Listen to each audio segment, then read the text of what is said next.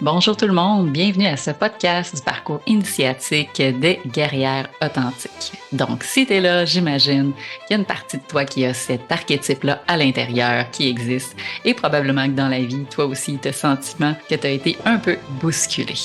Mon nom est Josée Vernier, je suis propriétaire du centre holistique L'Harmonie, entrepreneur spirituel à temps plein depuis maintenant 6 ans. Et ce que j'adore, c'est pouvoir partager ma passion avec les gens qui m'entourent, avec les curieux comme moi de développement personnel, de spiritualité. Alors, à travers ces entrevues inspirantes et parfois un peu troublantes, je vais recevoir des travailleurs de lumière, des gens qui œuvrent dans le domaine de la santé, dans les médecines alternatives, médecines complémentaires. Et ces hommes, ces femmes qui vont venir à notre rencontre, en toute humilité, vont venir nous partager leur expérience de vie, leur bagage, les différents, peut-être nuits noires de l'âme qu'ils ont vécues à travers leur parcours de transformation intérieure.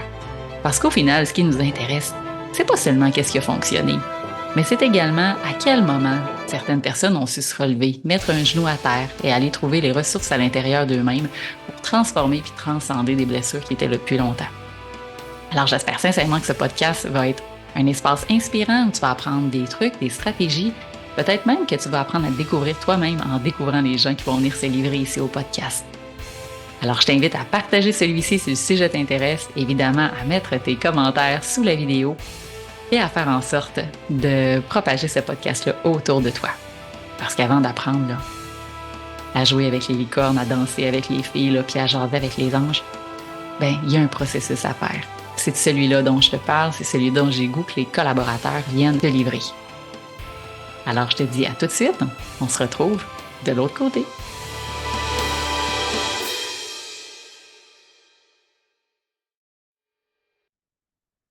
Bonjour Annick. Allô? Comment vas-tu? Ça va super bien. Toi aussi? Certainement. Cool. Bien heureuse de te recevoir aujourd'hui dans ce podcast. Moi aussi, j'aime bien ça face à faire, là. Je sais que t'aimes jaser, puis moi aussi, fait qu'on annonce déjà aux gens, soyez patients et restez jusqu'à la fin parce qu'il va y avoir du contenu intéressant. On va essayer là, de ne pas faire ça trop long, mais ça va être un défi. Exact. On s'est dit, c'est pas grave, on en fera d'autres parce que toi et moi, c'est sûr qu'on va avoir plein de choses à se dire. Oui. Mais aujourd'hui, j'avais envie de te recevoir pour mettre un peu en lumière ton histoire, Oui. ton parcours, parce que moi, je te connais, ça fait un petit moment qu'on collabore ensemble ici au centre, et que je sais qu'il y a derrière, bon, les différents titres et chapeaux que tu portes dans ton accompagnement, puis dans tout ce que tu offres. Ben, il y a eu des bouts plus rough, si on peut dire ça de même. Oui, mettons. On appelle ça les bouts de noirceur, mais en tout cas, on en a tous. Oui. Fait que j'aimerais ça que, ben d'abord, peut-être que tu te présentes pour les gens qui savent pas qui es-tu, Oui. puis que tu ouvres déjà la marche sur peut-être une coupe d'espace où tu as trouvé ça rock'n'roll, tu vois, dans ton histoire. Là. D'accord.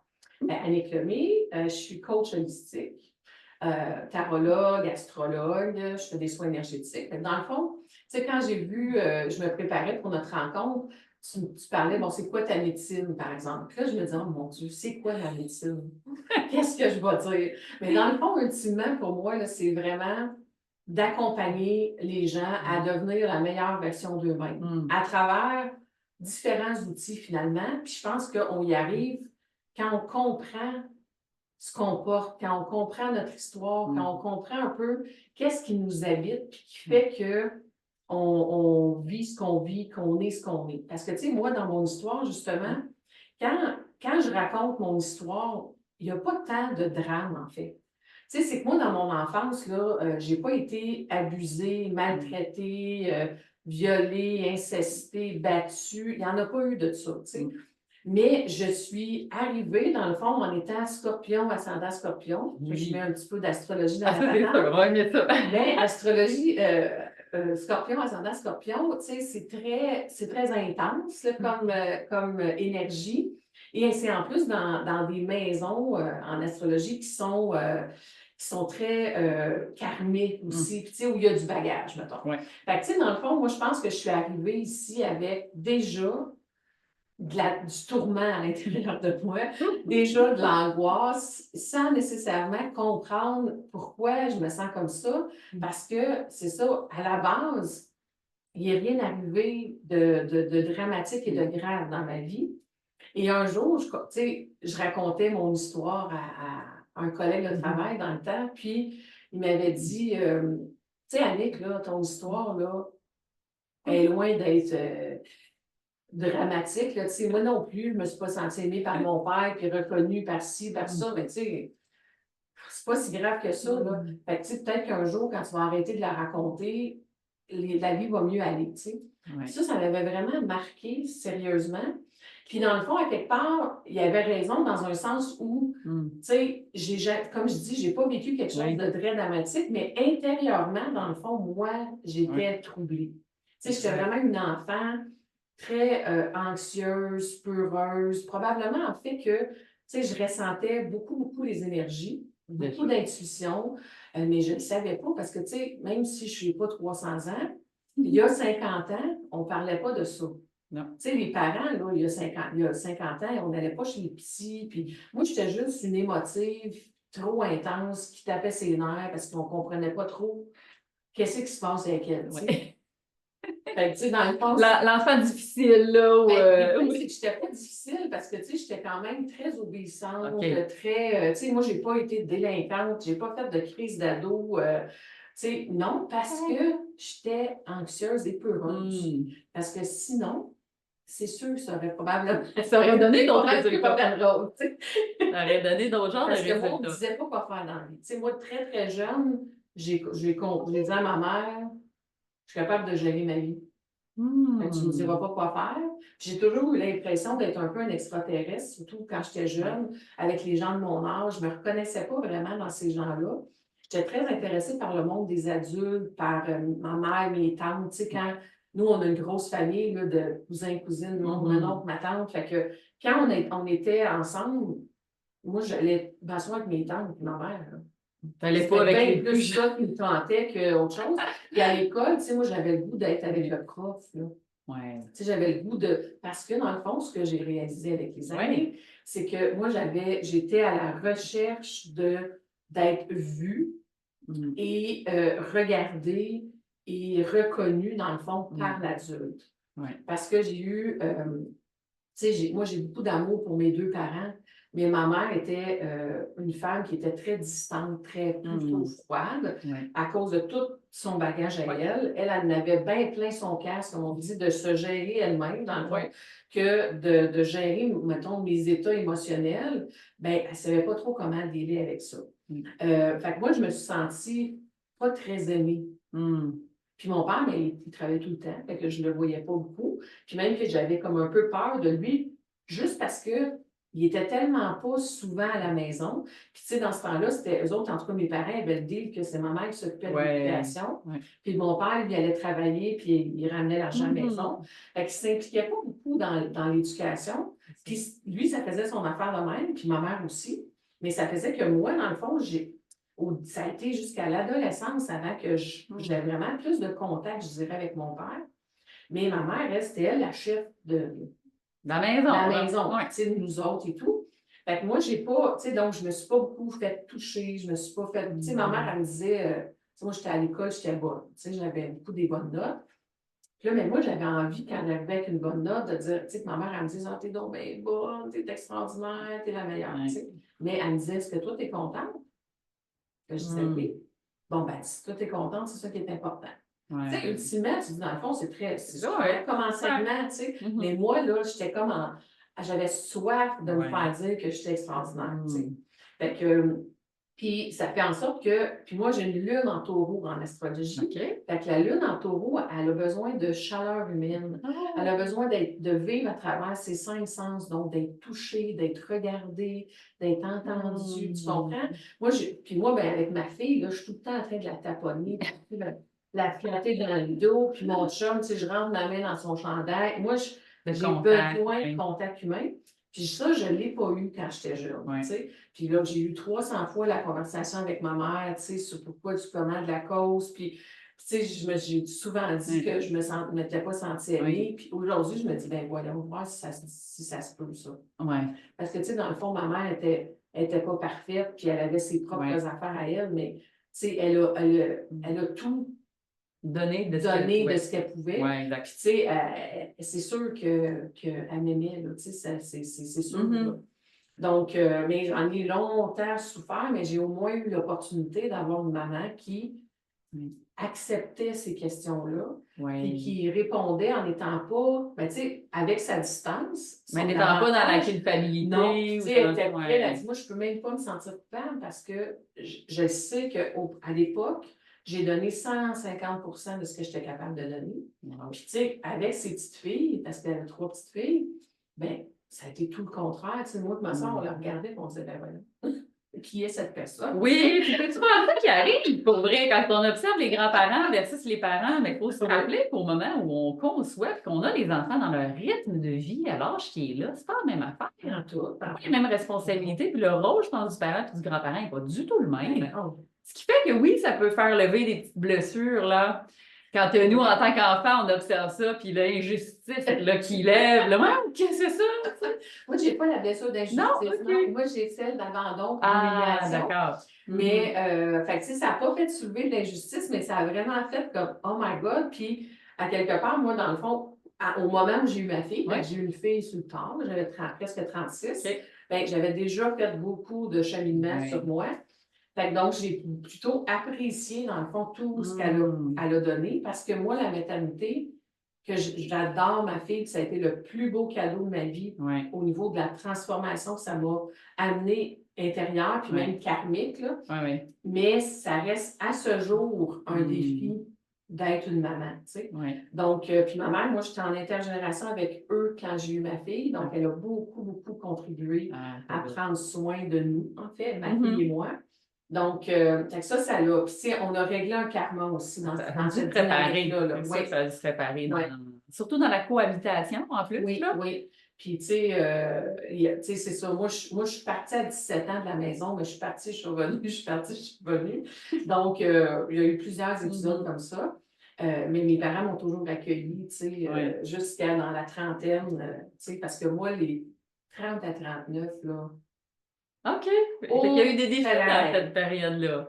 Oui, il y a eu des défis, moi, dans à peu près toutes les périodes de ma vie, mais je te dirais que la trentaine, là, ça a été plutôt intense. Mais premièrement, moi, dans le fond, je suis une anxieuse, finalement. Oui, OK? tu as Une reconnu que anxieuse ça chronique, là. Ouais. Donc, et j'ai eu à dealer avec ça depuis que je suis très, très jeune, mais comme je disais, il n'y a personne qui savait ce que c'était, puis, tu sais, je n'avais même pas été consultée. Et moi, j'ai été... ma grande peur, ma grande anxiété, moi, c'est de causer. J'ai peur de causer du tort à quelqu'un. Non, de causer du tort à quelqu'un ou que quelqu'un me cause du tort. OK? Ouais. Puis ça, mais avec les années, j'ai su d'où ça venait. Okay. Tu as identifié l'origine. C'est très karmique, mon affaire, là. Ah, ouais. Mais ça reste quand même que. Puis beaucoup, beaucoup en lien avec l'homme. OK. Parce que moi, là, quand j'étais jeune, là, si j'allais à quelque part, OK, mettons, je me promenais dans la rue, mettons 7-8 ans, dimanche après-midi, là, tu sais, il n'y a rien de dangereux là. Ouais. Si j'étais toute seule sur le trottoir, là, puis qu'il y avait un homme, 7 ans ou 92, là, ça ne faisait pas de différence. OK. Je changeais de bord de rue. Je traversais la rue, j'allais sur l'autre trottoir. Okay. Mais tu sais, tu fais, c'est quoi mon problème? Tu sais, j'ai jamais été abusée, j'ai jamais été. Tu sais, tu te dis, voyons, ça vient d'où cette affaire-là? Ouais, une peur. Puis moi, aussi loin que je me souvienne, j'avais peur de me faire violer, même si je me dis, je pense, je savais même pas c'était quoi, puis j'avais peur de ça pareil, tu sais. Fait que tu vois que je portais quelque chose, tu sais, à la naissance, dans le fond, qui s'est tranquillement révélé à moi dans les années, donc dans la vingtaine. Puis j'ai été très longtemps célibataire, beaucoup souffert de ça, en étant quelque part dépendante affective en masse dans le temps. J'ai eu des relations amoureuses plus ou moins saines. C'est 16, 21, violence conjugale, plus psychologique, pas physique, mais quand même. C'est une autre forme d'abus en soi. Hein? C'est aussi violent que physique. Et à 30 ans, ben c'est ça. Là, j'avais été là, quasiment, je suis rendue à 9-10 ans de célibat avec des rencontres, une liste de rencontres de même, parce que moi, j'ai tout essayé. Là. Les agences de rencontres en personne, au téléphone, parce que dans le temps, c'était au téléphone, même à l'Internet. Là, les amis te présentent quelqu'un, puis tout ça. Puis là, finalement, échec par-dessus échec, sérieusement. Moi, je me rendais rarement à la deuxième rencontre. OK. Fait que j'ai vraiment. Puis là, ben, tout le monde, il va de ses conseils. On dit, franchement, tu ne peux pas dire telle affaire, tu peux pas. Tu n'as pas dit ça dans la première rencontre, je ne peux pas Oh te my croire. God! Là, une année, là, tu deviens complètement. Tu ne sais plus quoi faire. comment- Désemparé, là. Ça te dénature, en fait, parce que là, Ouais. tu es toujours en train de vouloir être dans le rôle de qui t'es Tout pas. à fait. Puis là, tu te dis, mais c'est moi le problème, tu sais. Ouais. C'est sûr, là, c'est moi le problème. Fait que, tu sais, à 30 ans, là, je me suis dit, là, hey, je rendais à 30 ans, je suis encore toute seule. Tu sais, puis je ne savais plus si je voulais des enfants, pas des enfants. Tu sais, moi, j'ai comme oscillé pas mal dans ma vie parce que mon rêve de jeune fille, Oui, raconte cette belle mon illusion-là. rêve de jeune fille Dans était l'idéal. à 12 13 ans, de rencontrer l'homme de ma vie, évidemment, un prince charmant. Oui. Et 19 ans, avoir ma famille. Fait qu'à 40, les enfants sont partis, puis tu profites de la vie. Moi, puis de rester avec l'homme que j'avais rencontré toute ma vie, voyez-vous? Mais là, c'était quoi, là, le conte de fées ou quelle série là, de princesse as-tu écouté, là? Parce que. Ben, tu sais, moi, tu sais, tous les trucs dramatiques, Candy, là, quand on était, je ne sais pas, au pays de Candy. Ah, je l'ai pas connu, je n'ai pas connu ça, Bon, ben, désolée. elle avait son prince charmant, Antoine ou Anthony, je ne me souviens plus comment il s'appelait. Puis, tu sais, non, moi, ça a été tout le temps, mais avec ma très, très, très grand besoin d'amour. Et toute Dans la le fond, naïveté et toute la naïveté Ben oui. mais tu sais, dans le fond, je m'étais fait une illusion de l'amour romantico, tu sais. Puis Ouais. moi, c'est ça que je voulais vivre, tu sais, parce que dans le fond, moi, j'avais envie d'être choisie, Ouais. tu sais, puis que la personne, ça soit la plus extraordinaire à ses yeux. Ouais. Mais tu sais, en même temps, tu sais, encore aujourd'hui, tu sais, ça se peut, c'est une illusion aussi, parce que, tu sais, je suis même pas de même dans ma vie. Non, c'est ça! Tu sais, j'aime beaucoup mon chum, l'actuel, mais tu sais, Oui. c'est comme. Dans le fond, je suis une romantique intérieure, tu sais, Ouais. mais extérieurement, des fois, pas tellement, tu sais. Parce que moi, je peux autant, là, mon chum, il serait pas fier de moi, mais me sentir en dessous des bras pour voir si je sens la transpiration Ouais. devant tout le monde, ce qui est assez. Et aller dans un gala 5 étoiles, puis me sentir très à l'aise, tu sais. Fait que tu vois comme la gamme de. Elle est large. Fait que, tu sais, à un moment donné, le romantico, là, il prend un bar, tu sais. Mais je suis capable de tout ça. Et je me dis, ben, Quand même. merveilleux. Tu as exploré plusieurs gammes de couleurs Ouais. là-dedans. Parce que oui, le relationnel, le couple, c'est quand même un bon enjeu. Puis je sais Ouais. qu'il y en a qui vont nous écouter puis qui vont sûrement se reconnaître là-dedans. Parce que le relationnel est un grand défi, même Oui. pour les gens qui ne saisissent pas, là, que le vortex du couple, pour moi, est l'espace d'évolution Ah, c'est numéro clair. 1 Oui. pour, Oui. de personnel ou Oui. de l'âme, si vous préférez ce mot-là, mais c'est un espace. Ah oui, définitivement, parce que c'est Oui. la personne, tu sais, ou c'est l'espace où tu es le plus Vulnérable. vulnérable, parce que la personne te voit sous toutes tes coutures. Là. Yes. Tu ne peux pas cacher grand-chose Ouais. quand tu es dans une relation intime quand même. Là. C'est ce qui fait que ça ouvre les blessures, Ouais. que ça active des mémoires, Ah ouais, que ça fait ouvrir le livre Ouais. de Ouais. tous les mystères non résolus de notre être. Effectivement. La relation amoureuse, c'est complexe, oui. Oui. Puis, tu sais, moi qui ai été toujours en recherche de l'amour, là, tu sais, c'est d'autant plus. Puis, tu sais, moi, je voyais là, les gens en couple, justement, puis des fois, tu sais, il y avait des petits détails, là, puis là, ça faisait des chicanes, puis je me disais, vous savez pas à quel point vous êtes privilégiés d'être en couple. Tu sais, mais c'est sûr que moi, je ne l'avais pas tant vécu. Tu sais, j'ai vécu de 16 à 21, on n'est pas encore adulte là, à cet âge-là. Puis après ça, la prochaine relation que j'ai eue, c'était à 33 ans ou 34 ans.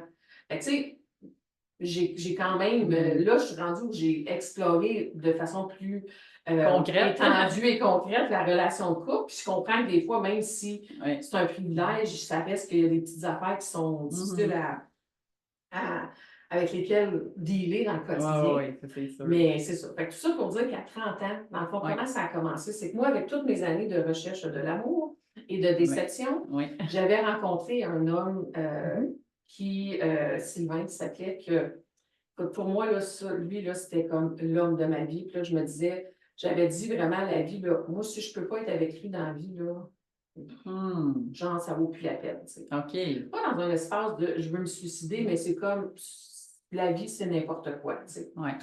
Et finalement, je n'ai pas été avec lui vraiment parce qu'il y avait quelqu'un dans sa vie, on s'est vu quelques fois, mais bon. Fait que, et là, quand j'ai décidé officiellement d'arrêter de le voir, parce qu'on s'est vu peut-être 2 mois, là, j'ai comme crashé. Oui, ça marchait. Là, ça a été, là, ça ne marche plus. Puis là, je travaillais beaucoup, j'allais à l'école en même temps que je travaillais à temps plein. Donc là, j'ai fait, dans le fond, une première dépression en septembre 2004. Okay. Et là, c'est comme, ça a été la première fois où j'ai fait comme, OK, là, je pense que ça va pas bien, tu sais, vraiment. Puis, là, j'ai été médicamentée, tout ça. Je voulais pas au début, mais à un moment donné, j'ai dit, j'ai plus le choix. Et j'ai vraiment fait un processus, j'ai commencé vraiment un processus de tout réviser mes valeurs, tout voir qu'est-ce qui est important pour moi. Fait que, tu sais, j'avais déjà fait des thérapies dans la vingtaine, mais là, je dirais qu'à partir de ce moment-là, j'ai vraiment amené comme une dimension différente à la recherche de qu'est-ce qui me fait tant souffrir, puis comment ça que...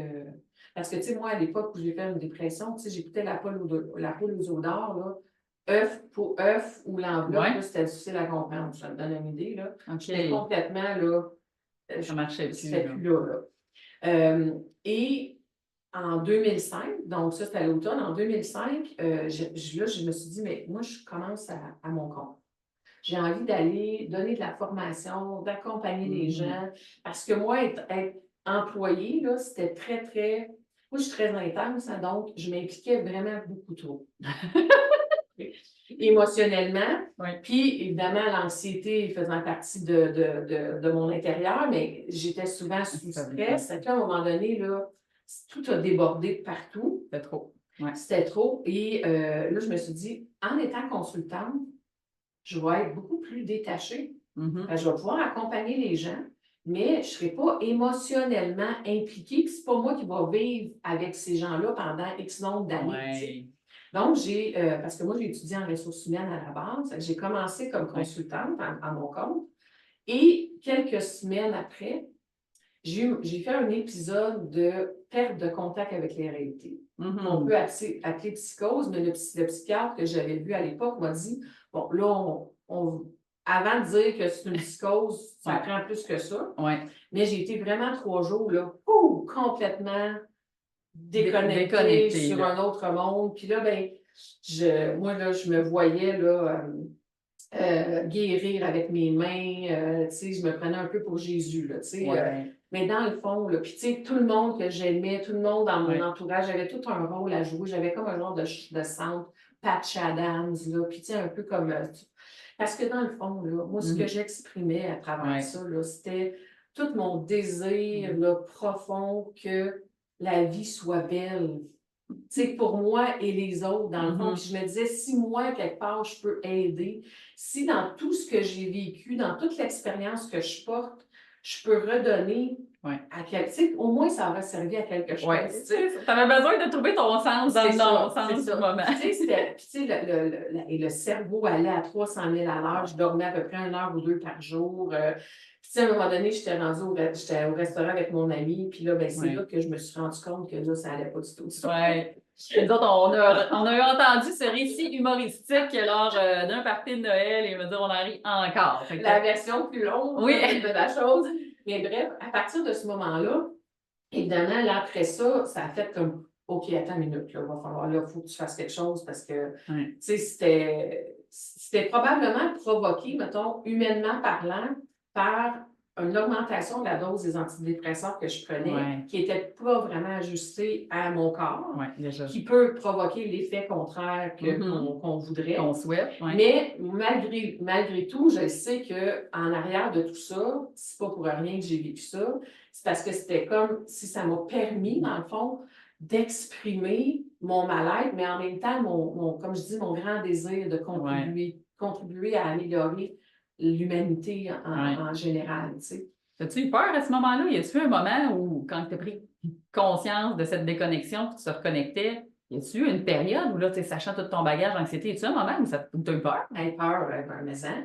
Et moi, j'en ai de la schizophrénie dans ma famille. OK, OK, je comprends. Dans la famille, tu sais, du côté à ma mère, les troubles anxieux, c'est très présent du côté à mon père. Puis là, ben, moi, je me suis dit, non, c'est pas vrai que je vais m'en virer sur le bord, tu sais. Oups. Mais non, j'ai été plusieurs années à capoter avec ça, là. Ben, capoter dans le sens de me dire, oh my God, d'un coup, je refais ça, tu sais. Ouais. Fait qu'à partir de ce moment-là, je me suis un peu déconnectée de tout ce qui est énergie, spiritualité, parce que je savais que je portais des choses, mais là, je me suis dit, on va essayer de pas trop jouer avec ça, parce que peut-être que c'est pas bon pour moi. Ouais. C'était sage à ce moment-là. Fait que, tu sais, pendant quelques années, je dirais que j'ai mis ça un peu sur pause. Puis en 2008, j'ai refait un épisode d'anxiété, mais là, c'était de l'anxiété là, sévère pendant 1 an de temps. OK. J'avais 4 ans émotionnellement. OK. OK? Là, tu sais, je suis retournée vivre chez mes parents à ce moment-là parce que je n'étais plus capable de vivre toute seule. Et quand ma mère partait faire l'épicerie, là, intérieurement, là, si je m'étais laissée aller, là, j'aurais pleuré ma vie comme un enfant qui ne veut pas que sa mère parte. Oui, comme abandonné, là. L'anxiété de Je côté. disais à ma mère, vas-y, là, vas-y faire l'épicerie, là, puis prends le temps que tu as besoin, là. Parce que, heureusement, à cette époque-là, j'avais quand même déjà des outils. Ouais. J'avais déjà étudié, moi, tout le stress, l'anxiété, puis, tu sais, j'avais fait des thérapies, puis en vrai donc, je savais ce qu'il fallait pas que je fasse. OK. Pour pas tomber dans le cercle vicieux de l'anxiété où là, tu sors plus de chez vous parce que tu as peur de tout. Oui, c'est ça. Puis je savais que ça n'avait pas rapport avec le fait que ma mère parte à l'épicerie. Pourquoi je suis anxieuse? Là?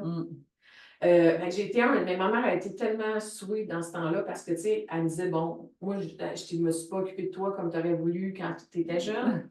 Fait que là, elle m'avait acheté un toutou, elle venait me border tous les soirs. Fait qu'elle a vraiment, là, je vais être émotive, mais correct. Tu sais, c'est ça, elle a réussi à quelque part à me redonner un petit peu ce que j'avais pas eu dans le temps.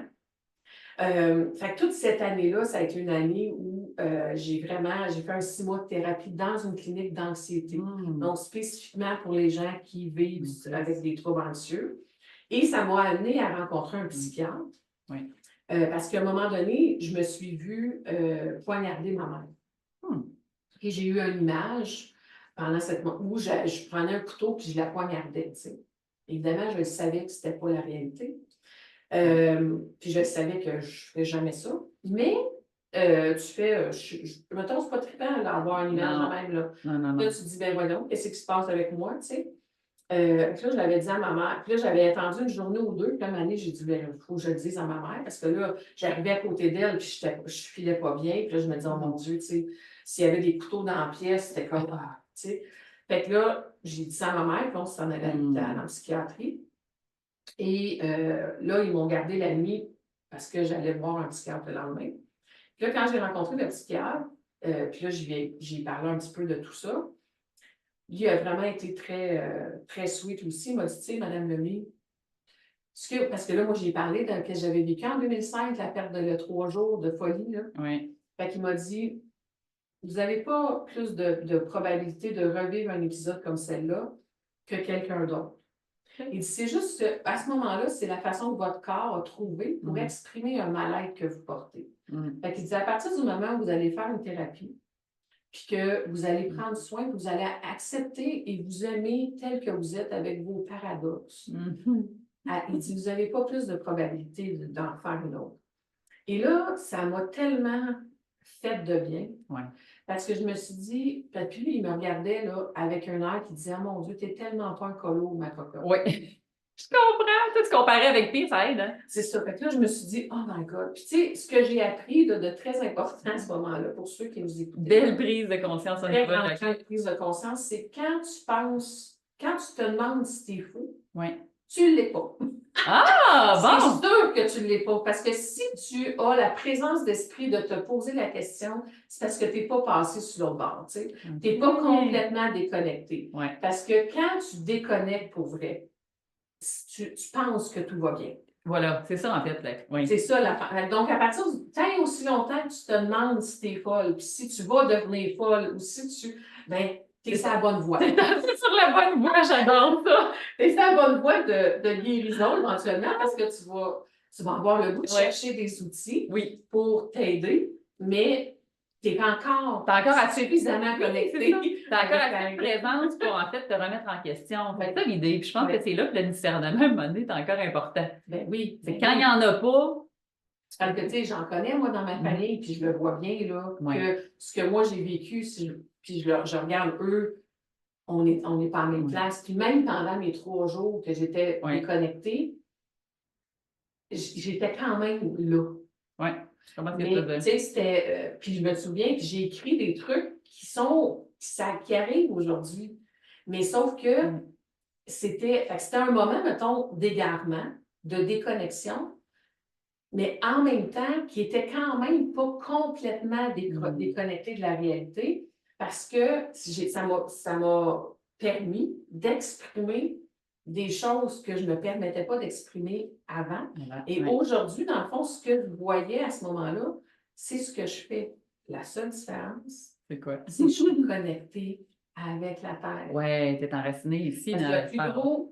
le plus gros apprentissage pour moi à ce niveau-là, c'est que moi, je voulais sauver le monde Ouais. et j'avais besoin de me sentir quelqu'un de différent. Ouais. Tu sais, quelqu'un de. Fait que même aujourd'hui, quand le monde te dit, Annick, t'es-tu médium? Hey, je suis pas capable de dire oui, là.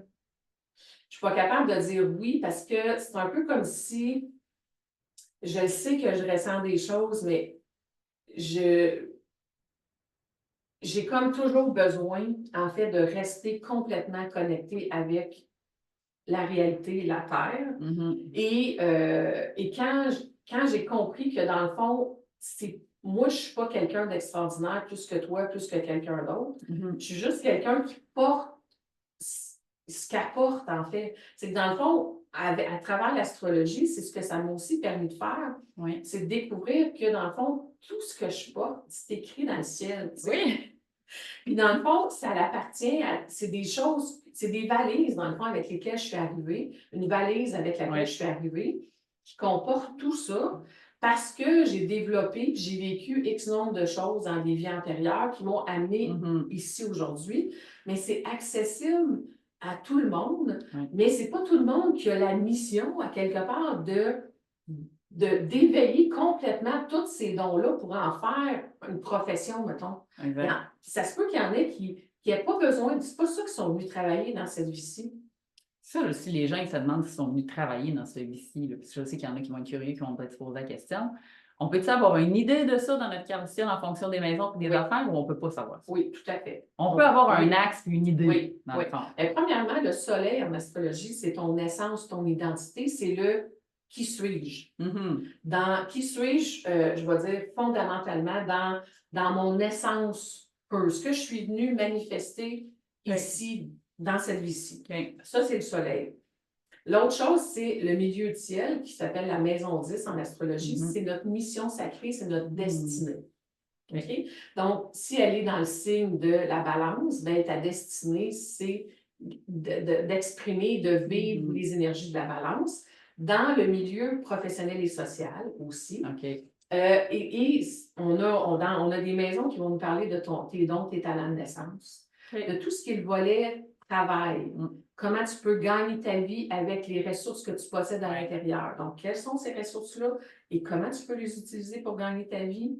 Quel est le meilleur, les meilleures énergies dans ton travail au quotidien et quelle est l'énergie de ta carrière et comment tu vas où tu peux et comment tu peux laisser ta marque à quelque part dans la société. Oui.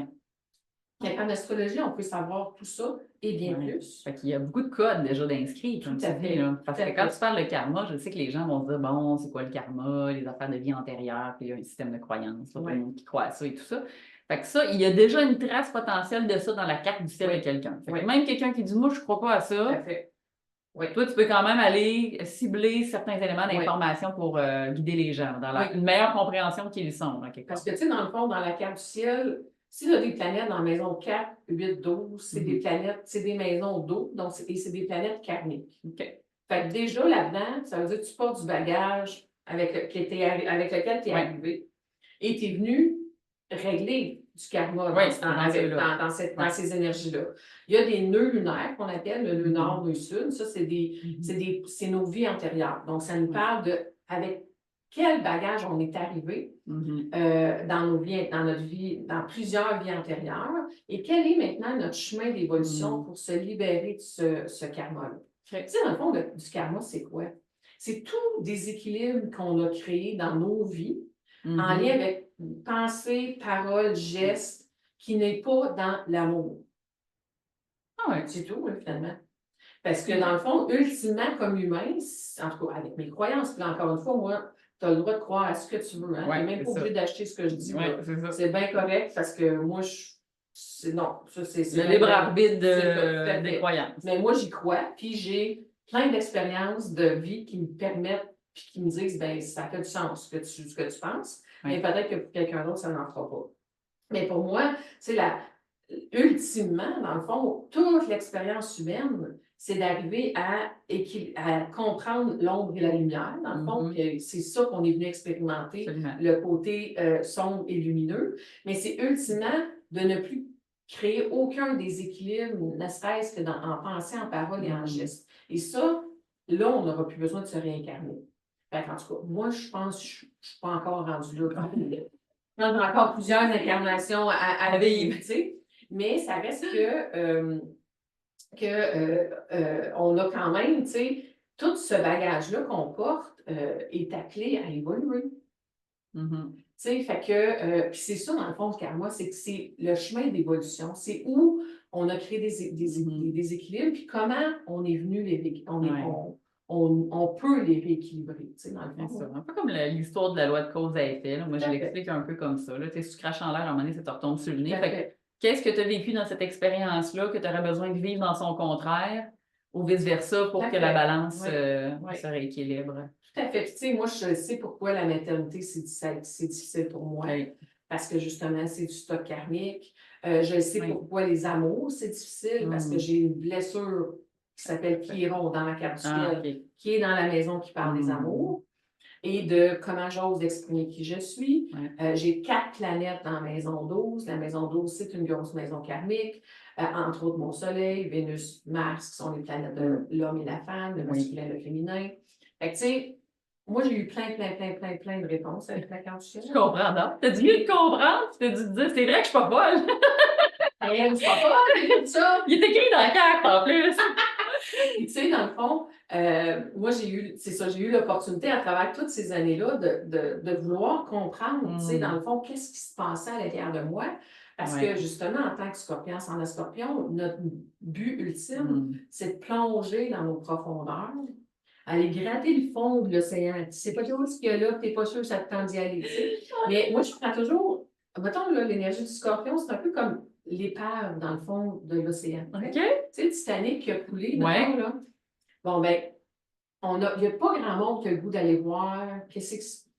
D'un coup, qu'on trouve le bateau, tu sais, on n'est pas sûr qu'on a le goût de s'aventurer, plonger, puis d'aller voir ça. Mais il y a toujours quelque chose de mystérieux dans l'idée de ce qu'on pourrait trouver là. Ça. Puis, tu sais, oui, il y a comme des débris, il y a comme des affaires qui sont là. Mais qu'est-ce qu'on a trouvé quand ils ont plongé le cœur? Le cœur de l'océan. Fait que l'idée, en fait, c'est que quand on plonge à l'intérieur de nous, oui, on va aller déterrer des affaires qui ne sont pas tout le temps super le fun. Mais pourquoi? Parce que quand on les remonte à la surface, on va trouver des trésors aussi à travers ça. Et c'est comment je peux prendre tous mes côtés ombres, ma part d'ombre, dans le fond, pour la transformer en lumière. C'est ça l'idée, en fait. C'est que plus je vais plonger dans mes profondeurs, plus je vais être en mesure d'avoir accès à ma plus grande puissance, en fait. Tu sais, finalement, ma peur ultime, l'anxiété de toujours avoir peur de mettre quelqu'un en danger ou d'être en danger, c'est qu'avec, entre autres, l'énergie du scorpion, c'est des énergies très puissantes où tout le pire est possible, comme humain, et tout le plus beau est aussi possible. Donc, quand on est sous les énergies du scorpion, on porte cette puissance-là et on sait, consciemment ou inconsciemment, qu'on peut à la fois détruire comme faire quelque chose d'extraordinaire. Fait que dans le fond, moi, je pense que c'est tant et aussi longtemps que je n'ai pas été touchée à cette force-là, parce que moi, j'ai tombé à terre, là. Tu sais, dans la trentaine, là, je me suis écrasée bien comme il faut à terre, là. La guerrière a fait un flat, là. Puis là, puis je me suis rendu compte que j'ai été capable de me relever. Tu sais, puis je me suis relevée, puis j'en suis encore beaucoup plus forte aujourd'hui. Mais c'est ça, c'est cette force-là qui est à apprendre à bien équilibrer, qui fait en sorte que tu peux te sortir de tout, mais en même temps, tu connais le pire à quelque part. Ouais. En fait, c'est que tu l'as peut-être pas expérimenté, mais Mais tu tu sais qu'il sais existe, en fait. que ça se pourrait. Oui, exact, c'est ça. Tu sais, fait que, puis moi, ben, ce qui a fait que je suis pas allée dans cette noirceur-là, Ouais. humainement parlant, beaucoup, c'est à cause que, c'est parce que j'ai eu plein de protections dans ma carte du ciel aussi, OK. qui m'amènent, dans le fond, à pas être obligée d'aller dans l'ombre là, totale. Parce que j'ai vécu de la violence conjugale, mais j'ai pas vécu de la violence conjugale 10 sur 10. Tu comprends? Fait que puis quand je me suis rendu compte que la violence que j'ai vécue, c'est de la violence que je portais. Parce que moi, combien de fois j'ai dit, en tout cas, si il n'y aurait pas de conséquences sur ma vie, j'y pèterais 2 jambes. Je l'étranglerais. Tu sais, évidemment, je le ferais pas, tu sais. Mais il y a été quand même. Mais je l'ai dit souvent, là. J'ai souvent dit des affaires de même, là. Fait que là, à un moment donné, je me suis rendu compte, OK. Fait que même si tu le fais pas, dans le fond, quand tu le dis puis tu le portes, là, il y a une charge qui est là. Il y a une charge énergétique dans le mot dans la vibration. Tout à fait. Fait qu'à quelque part, dans le fond, cette violence-là que moi j'ai reçue, ça m'a permis, malgré tout, avec du travail sur plusieurs années, de constater que j'avais aussi une partie violente en moi. Ouais. Puis que même si moi, sous des airs d'ange bucolique, là, dans le fond, il y avait un petit démon là, en arrière de moi. Tu sais, ça paraissait bien, mais dans le fond, j'avais quand même cette partie-là qui c'est sûr que ça ne veut pas dire qu'on est obligé de vivre de la violence conjugale, là, tu sais, pour se rendre compte de ça. Non, on n'a pas besoin de se rendre là, on comprend tout le monde qui écoute. Là. On n'a vraiment pas besoin, puis je suis pas, je suis pas comme, ah, c'est de ma faute, j'ai vu que ça. C'est pas ça, là, du tout. Puis il y a des gens qui ont des gros défis à ce niveau-là, puis qui font du gros travail dans leur vie et que la violence se poursuit. OK? Donc, moi, je veux pas que le monde entende que c'est de la faute, puis que non, c'est pas, on n'est pas dans une notion de faute ou culpabilité humaine. Il y a d'autres choses, à mon avis, derrière ça. Mais moi, mon expérience m'a permis de comprendre ça. Et heureusement, j'ai pas eu à me rendre à de la grosse violence pour avoir peur pour ma vie, en fait. C'est ça. Ça aurait été une peur de plus, sinon, là. J'en avais déjà pas pire. Ouais, t'en avais déjà pas mal. Faut comme ça en rajouter dans la pile. Fait que dans tout ton parcours, là, tu as traversé à la fois la dépression, l'anxiété, puis tu as déconstruit les illusions de l'amour du prince charmant, parce que je pense quelque part, on a tous une petite princesse en dedans qui rêve de ça, mais peut-être qu'on s'y accroche pas aussi longtemps, ça dépend de chacun. Il m'en reste encore des petits bouts à faire. Ouais. Mettons 90% il est fait. Faut que le rêve reste un peu, sinon ça pourrait ramener de l'espoir dans la relation.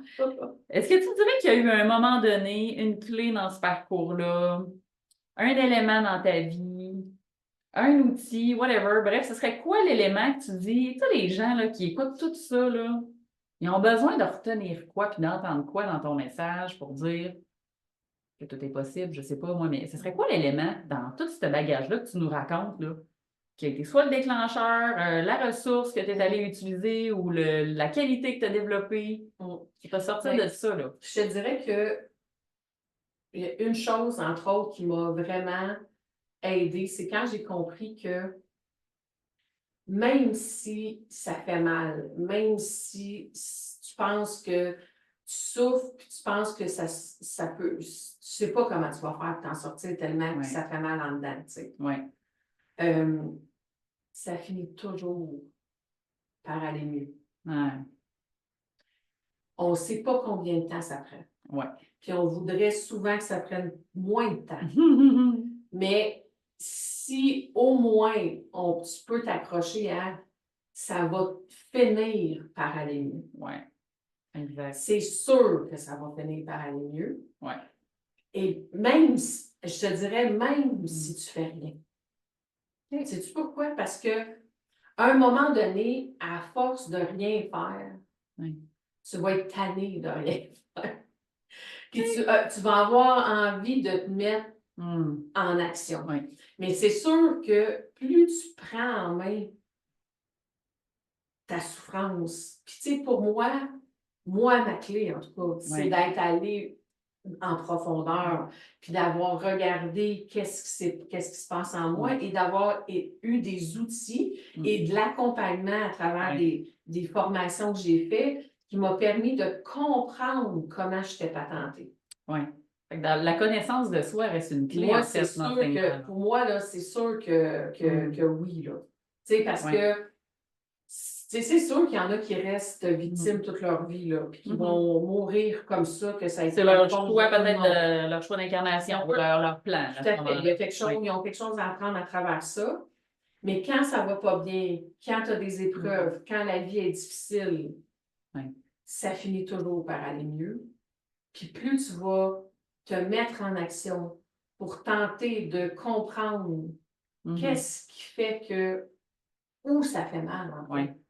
Tu sais, parce que si ça fait mal, c'est parce qu'il y a une blessure.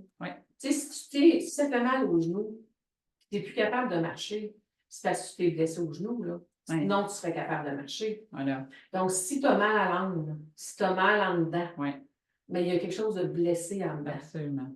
Puis, c'est ça que tu as besoin d'aller voir, même si ça fait mal, en étant accompagné de gens bienveillants qui vont t'aider, dans le fond, dans ce parcours-là. Puis moi, j'en ai rencontré plein des gens comme ça, tu sais. Puis, tu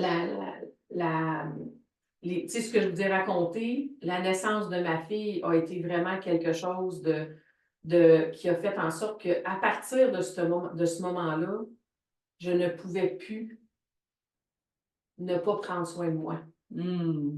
Parce que tu étais responsable de Parce quelqu'un que j'avais un d'autre. autre être humain qui comptait sur moi, dans le fond. Puis j'ai suivi une formation 1 an après la naissance de ma fille en relations humaines et soins énergétiques. Et ça a été la formation qui m'a aidée à me transformer le plus. Puis qui m'a aidée justement à trouver mon ancrage pour être capable et à enlever l'illusion d'être un être supérieur parce que tu es intuitif, parce que tu sens des affaires. Puis aussi m'enlever l'obligation ou la culpabilité de sauver le monde. C'est comme toute une espèce de grande pression avec laquelle tu étais arrivée. C'est quand même intéressant, hein? Cette notion-là, je trouve, de don prend toutes sortes de proportions, je trouve. Dans comment on peut comme racheter le don comme étant... C'est unique, c'est spécial. Puis là, je suis en train de dire qu'on l'est tous unique et spécial, en fait. C'est ça l'idée. C'est qu'il n'y a pas besoin de vouloir avoir quelque chose qui est normalement plus extraordinaire que l'autre pour se reconnaître. Ben non. Il y a souvent ça dans l'ego spirituel, quand il y a tout le développement. Là, puis moi-même, je suis tombée dans ça par un certain moment. Puis je me rappelle me faire rasseoir sur le plancher des vaches pour dire un peu, toi, là, avec tes grands chevaux, où tu t'en vas, là, tu sais. Oui, l'humilité, hein? Et mais moi, quand j'ai commencé ma formation, c'était une femme qui avait une trentaine d'années derrière la cravate, de formation de tous les genres. Elle a rencontré des guides spirituels là, quand même de haut niveau. On va dire ça au niveau fréquence vibratoire. Fait qu'elle savait de quoi qu'elle parlait, on est d'accord. Puis elle vivait concrètement dans sa réalité aussi. Puis moi, ben, dans les premières fins de semaine, là, j'avais l'impression que j'en savais plus qu'elle. Là, je trouvais qu'elle n'était pas tout le temps claire dans ses explications. Fait que moi, je reprenais ce qu'elle disait, puis je reformais, tu sais, je rendais ça plus clair pour les étudiantes. OK? Je me suis rendu compte juste assez vite, avant qu'elle me remette à ma place officiellement. Parce que, tu sais, elle aurait eu toutes les raisons du monde de le faire. Qu'un moment donné, j'ai fait, hey, Annick, là, toi, dans le fond, là, tu connais rien. Là. Fait que là, à partir d'aujourd'hui, tu t'assois dans le divan, tu te fermes la voix, puis tu t'écoutes, puis tu apprends. Parce que tu connais encore pas grand-chose. Fait que ça te rassoit pas pire, ça, quand même. Ouais. Ça, quand tu fais ouf, OK. Puis, tu sais, moi, j'ai encore l'image De observer, là, ouais. Vraiment comme de même dans le divan, genre, là. Puis là, faire Pareil. Et là, j'ai été silencieuse pendant. Es-tu intervenue toute la finalement, fin de comme semaine. tu dis, avant qu'elle me remette à ma place? C'est que... Non, parce qu'elle n'a pas eu besoin, parce que là, il y a eu comme un année, il y a eu un. Ouais, Tu sais, il y a quelque chose qui s'est passé, puis j'ai fait comme, Annick, ferme-la, là. Mais c'est intéressant, ça veut dire que c'était à la fois aussi une belle expérience pour elle. Ben oui. Parce que ça fait appel à sa sagesse, elle va s'embarquer dans l'ego d'intervenir pour te recadrer ou elle va faire confiance à ce que tu retrouves ta place. Puis ça, on en a parlé, je pense, une fin de semaine ou deux après, tu sais, j'ai nommé ça, puis elle m'a dit, elle dit, j'étais à la veille. Tu sais, il manquait pas grand-chose pour que j'ai un petit talk avec toi, tu sais. OK, quand même, c'est intéressant. Fait que ça a été vraiment, là, aussi la formation qui m'a permis d'accepter, en fait, de faire ce que je fais aujourd'hui. Oui, exact. Que je pouvais le faire, puis je pouvais le faire de façon saine et équilibrée. Tu sais. Ouais. Dans cette espèce de légitimité-là, que tu te dis, je suis légitime d'œuvrer parce que même si je ne veux pas m'appeler médium, même si je ne veux pas m'appeler un tel, j'ai quand même ces outils-là et ces capacités d'entrer en relation avec l'autre et de guider, en fait, la personne. Puis de recevoir, dans le fond, des messages. Tu sais, ça, mais à partir de ce moment-là, j'ai appris comment utiliser mon outil, finalement. Oui. Puis encore aujourd'hui, j'apprends encore comment l'utiliser. Ça, mais c'est super intéressant pour les gens de aussi dire, il n'y a pas une méthode. On a toute notre façon de capter ces énergies-là. Tu sais, toi, tu les captes d'une façon, moi, je les capte d'une autre, une autre personne d'une autre. L'idée, c'est de s'observer et d'apprendre c'est quoi notre mode de fonctionnement à nous pour recevoir les messages qui viennent. C'est tellement unique, comme tu dis, puis je pense que c'est un bon point pour ceux qui nous écoutent, ceux qui sont dans le parcours d'accompagnement, parce que je sais que dans le podcast, il y en a qui nous suivent, qui sont aussi des intervenants, des thérapeutes. C'est de se rappeler que dans le se comparer à l'autre, on se éloigne de notre essence unique. Oui. Donc, d'être le plus possible authentique. C'est pour ça que le podcast s'appelle comme ça, les guerriers authentiques. Plus on est authentique avec sa vérité, son histoire, qu'est-ce que dans notre bagage de vie on a cherché comme outil, ça devient même plus facile. Après ça, d'être, je veux dire, disponible pour accompagner les autres parce qu'on a marché le chemin. On a marché le chemin, puis il va continuer, je pense, d'en avoir des marches à faire. Oui.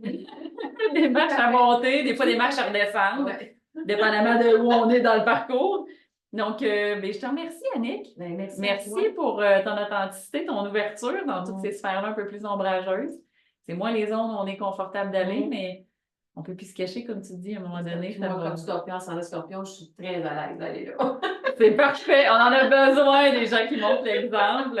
Donc, on va mettre tous les liens en commentaire pour les gens qui aimeraient te contacter, qui aimeraient en savoir plus sur tout ce que tu proposes et ce que tu as. Puis évidemment, pour les curieux qui voudront aller mieux se comprendre dans la pierre du ciel, moi, je vous suggère d'aller rencontrer Annick.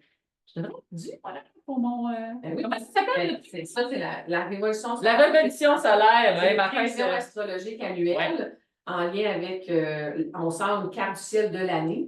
Toi, c'était ta fête. Ça va être le bon moment. Fait que je prévois mon rendez-vous pour ma révolution solaire. Super.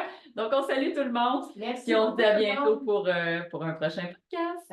Encore merci d'être là puis continuer à nous suivre. J'espère que ce podcast va t'avoir inspiré, va t'avoir apporté aussi de l'espoir puis du réconfort parce qu'on va arrêter de se mentir. Le parcours puis le chemin d'évolution, c'est pas toujours simple. Donc, si toi-même tu es dans cette quête-là d'éveil spirituel puis que tu fais du travail sur toi présentement et que tu aimerais connecter et peut-être même contacter directement un de mes invités pour en savoir plus sur ces différentes approches de soins, sur ces services, alors je vais t'inviter à prendre les liens en commentaire et pouvoir contacter directement la personne. Tu aimerais peut-être aborder un thème, il y a un sujet qui te passionne, il y a quelque chose que tu aimerais toi-même peut-être partager dans ton histoire de vie, dans le domaine de la santé ou du développement personnel et spirituel, alors je t'invite à m'écrire info@harmoniestoi.ca, ça va me faire plaisir de te rencontrer. Alors j'ai hâte de lire tes commentaires et continue de partager ce podcast, je suis sûre que ça va pouvoir inspirer plein d'autres personnes, tout comme toi, à prendre soin de sa santé.